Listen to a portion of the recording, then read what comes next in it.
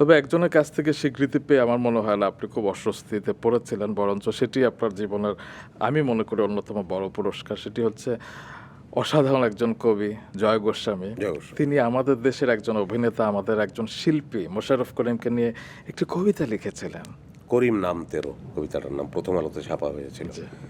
তা আমি আসলে বিস্মিত, কি বলবো, এর উপরে কি সেরকম একটা মানে আমাকে নিয়ে কবিতা, জয় গোস্বামীর মতন এত বড় একজন কবি আমাকে নিয়ে কবিতা,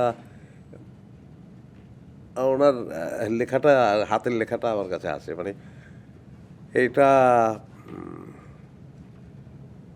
খুব বিশেষ কিছু, এটা আমার কাছে আছে অনেক বড় পুরস্কার, বা পুরস্কার কি বলবো, মানে এইটা একটা ভীষণ তৃপ্তি। এবং আমার তখন মনে হয়েছে যে না, আমি যে কাজটা করি, অভিনয়টা যে করি, কাজটা ভীষণ ভালো।